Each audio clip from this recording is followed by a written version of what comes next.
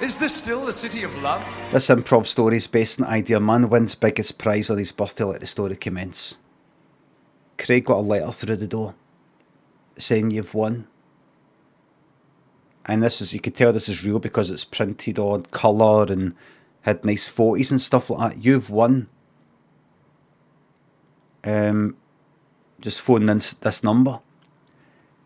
And so he phoned him up and he said, all we need to do is just need to get you to sign up for this thing and that'll be that. So he signed up, money started coming to his account. And he said, right, you've entered into the prize draw. And he went, he phoned him back up. He said, you said I've won. No, you've won a chance. Read the small print. All right. And money kept coming out his account. He ended up getting skint.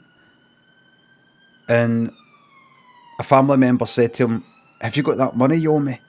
He went, I can't. I'm a wee bit skint just now because this thing I've signed up to. I'm trying to sort it out.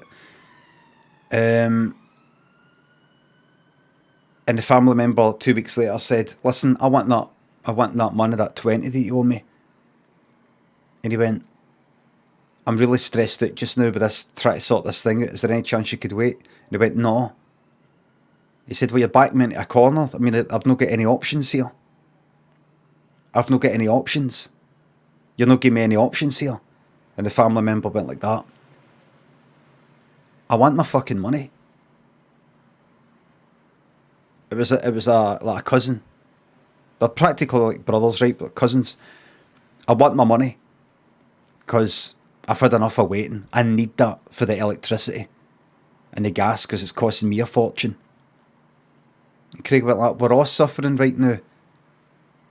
And the cousin went like that, you'll be fucking suffering. And Craig went like, don't threaten me, mate. And the cousin went like, I'm not your mate, I'm your cousin.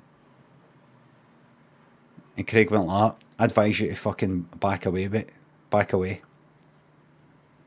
And the cousin went like, you talk about back away, you think you're back away. Is that part of it?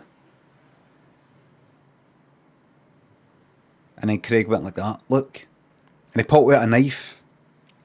He said, here's what I spent your money on. And it was a knife about that size. Big one. Stabbed the cousin in the throat, just behind the windpipe. The kind of that bit. Whatever you call it. That there. Whatever you call that. And pulled it forward. And then he took a knife and rammed it up his cousin's arse. Turned it sideways. Pulled it back out. And the amount of fucking blood that came out. The amount of blood that came out.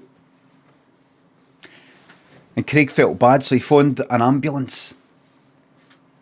And he needed a blood transfusion because of the blood loss. And the funny thing is, because they were related, they said, it's not just the blood type. You've actually done something to his insides and he needs a kind of donor sort of thing. And it needs to be a kind of genetic match. And they found out it wasn't his cousin. They went, there's no genetic match here. He went, what? That's my cousin. It's no really. Well, who is it? And they kind of found out it's sort of like somebody that stays there. It's not like a kind of, say, foster or adoption sort of thing. It wasn't some sort of family connection, but no genetic. It was no family connection at all. There was just a sort of mix-up. I always thought you're my cousin. No, I hung about with... You know, they didn't really address it. But anyway, Craig just felt daft because people went like, what makes you think he was your cousin? And it just made him feel daft. You know when you get a word wrong? Have you ever thought you knew the meaning of a word and then you used it in the wrong way and then people kind of laugh at you? And it just got him dead angry. So he went like that to the doctors. Where's his bed? Where is he? Is it? He's still in intensive care. We're still looking for a donor. He will be able to keep him life support. But he won't be able to leave until... Where's his bed, sorry? Just to ask the question again. It's over there. Could you give us a wee moment? okay, I'll give you a moment, and maybe you can help him try and remember what happened, because he's no telling us what happened and who the assailant was. Yep, all right then. And Craig went in and pulled the curtain around, and his cousin started to wake up, and he went like, Craig, you fucking maniac, what did you do? And Craig pulled out the same knife and lifted his legs up so they were behind his ankles were up to his ears, and went like that, and went like that with the knife down there like that. Until basically it went doo, and the doctors ran out, and Craig went, I suppose I'm getting to jail now. And the doctors went like, you've actually saved us a lot of time. See, this time of year, the amount of people that come in, with viruses and stuff like that. We need as many hospital beds as we can get. He was fucked anyway.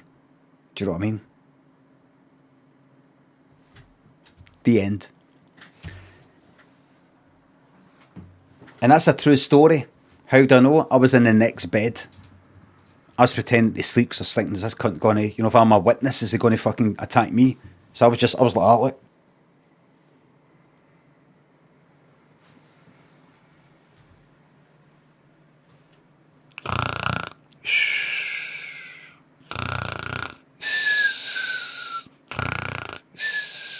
It was like that. It's fucking shiting, it's always. Fucking shiting it.